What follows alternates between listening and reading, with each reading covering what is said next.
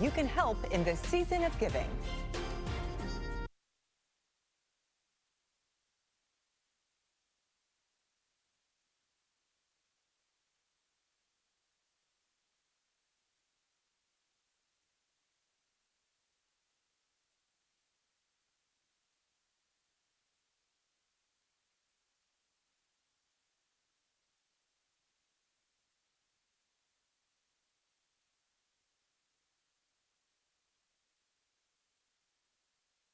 At the offices of Larry H. Parker, our case files are filled with cars just like these, and each one tells a story. If you find yourself injured after an accident, call us at Larry H. Parker. Here's a few of the results we've recovered for our clients.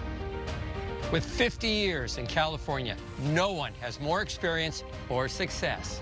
And we believe nobody should settle for less than what's right.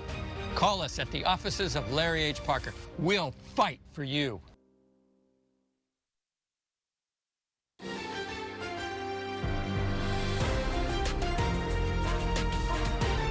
This is KCAL News, Los Angeles. Welcome to KCAL News at 11 on CBS Los Angeles, also streaming on CBS News Los Angeles. I'm Rachel Kim, in for Chris Holmstrom. We start with a developing story in Europe, where former House Speaker Nancy Pelosi is in the hospital. Her office says she was injured during a trip to Luxembourg, marking the 80th anniversary of the Battle of the Bulge.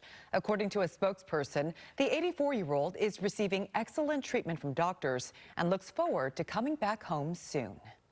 One of 5 suspects arrested in connection with the ambush killing of a Woodland Hills doctor this summer is expected in court this morning on murder charges. Also under arrest, the victim's ex-wife. KCAL News reporter Cara Finstrom has the latest twist on a bizarre case. Investigators not saying yet how they think all of these different suspects are connected, but they have said they believe the doctor's ex-wife conspired with the others. Just behind us here, this is a downtown courthouse where one of the other 4 suspects is expected to be arraigned. We will be getting our first look at him today. Sarula Jod is set to be arraigned on murder charges. The bailiff tells us he is in LAPD custody, has not yet been brought to the courthouse. He's a 26-year-old from Canoga Park. Let's get right to video of a home in Calabasas that investigators searched yesterday. Property records indicate it is connected to Dr. Hamid Murshidjai's ex-wife, Ahang Murshidjai. Now, it's not clear what, if any, evidence they seized. KCAL News did obtain some divorce court records that indicate the couple finalized their separation in 2010. Those records also show that in April of this year, the ex-wife filed for adult child support, but was denied. The court did order the doctor to pay his ex-wife's attorney fees, which totaled $95,000.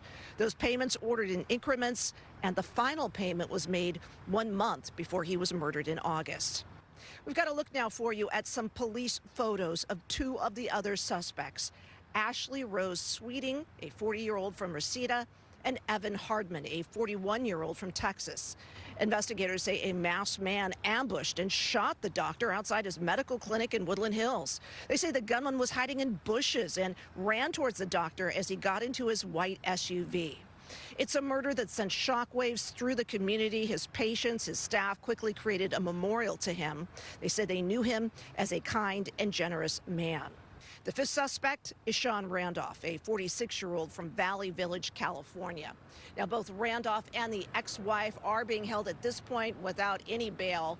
They are expected to begin their court proceedings next week. Cara Finstrom, KCAL News.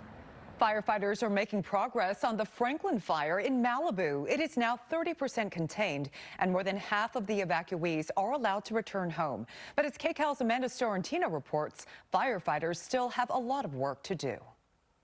The city of Malibu now transitioning into a recovery mode. However, while PCH is now open to drivers and you can access that, we're still seeing a lot of law enforcement presence blocking certain roads up into neighborhoods that are still under evacuation. Now, there were more than 6,000 people that were forced to evacuate Malibu earlier this week. That's more than half of the entire city's population. Many of them now able to start returning home.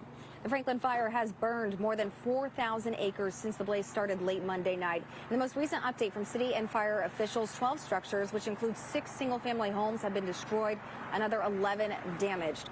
As of last night, the city announcing a transition to recovery efforts, allowing people to come back to their neighborhoods, leaving just more than a third of evacuees waiting still to be allowed back. I just